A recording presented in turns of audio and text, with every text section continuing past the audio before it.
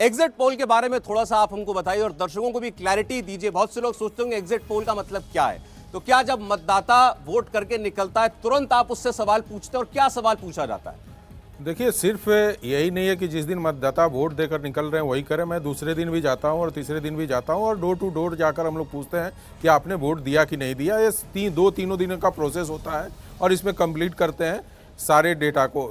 सबसे ज़्यादा मुश्किल काम यदि पूछिए तो उन पहाड़ी इलाकों में डेटा इकट्ठा करना होता है जहाँ पे बर्फबारी शुरू हो, काफ़ी कम टेम्परेचर हो, और इधर से जब बच्चे जाते हैं और वहाँ काम करते हैं और वो इतने घुले मिले भी नहीं है भारतीय परिप्रेक्ष्य के हिसाब से पूछा जाए, नॉर्थ इंडिया के लोग उधर जाएं या साउथ इंडिया के लोग उधर जाएं, तो काफ़ी जवाब देने में भी उनको मुश्किल होती है। लोगों की भाषा की दिक्कत है, लेकिन इन सारे मुश्किलों को हम लोगों ने झेला है और उस पर सारे आंकड़े इकट्ठे करके लाए हैं। और हमें लगता है कि आज जो आप दिखाएंगे, जो भी इंडिया टीवी पे आएगा, और ये आंकड़े 8 तारीख को उसके हम लोग इर्द गिर्द ही रहेंगे या हो सकता है कि एकदम परफेक्ट ही रहें।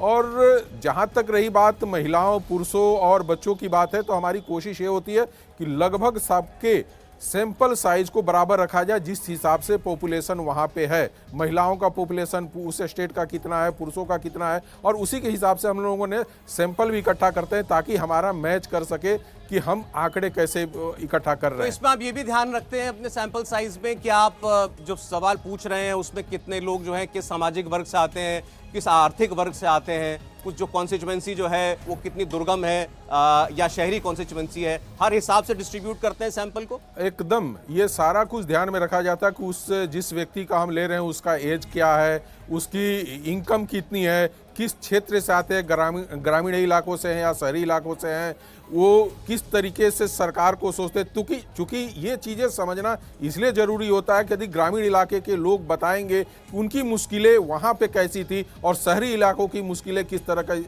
होती है। तो ये आपके सामने अपर हिमाचल की 34 सीटों का एग्जिट पोल का पहला डेटा आ चुका है। 46% वोट भारतीय जनता पार्टी को इंडिया टीवी मेट्राइज के सर्वे में हमें ये हमारा आंकलन है कि मिलेगा। अपर हिमाचल के रीजन में 45% पर कांग्रेस पार्टी रह सकती है। आम आदमी पार्टी को इस क्षेत्र में केवल 2% वोट मिलता हुआ हमें दिखाई देता है और अन्य को 7% वोट मिल सकता है। तो यह आपके सामने है 2022 का एग्जिट पोल हिमाचल प्रदेश का चुनाव के बाद। 46% वोट जो है वो बीजेपी को, 45% कांग्रेस पार्टी को, आम आदमी पार्टी को केवल 2%। अब देखिए सीट कितनी किसको मिलेंगी ये हम आपके सामने आंकड़ा रख रहे हैं और इस आंकड़े पर तमाम राजनीतिक दलों की नजरें होंगी। अपर हिमाचल की 34 सीटें बीजेपी 15 से 19 सीटें हासिल कर सकती है। कांग्रेस की अगर बात करें तो 14 से 18 सीटें कांग्रेस हासिल कर सकती है।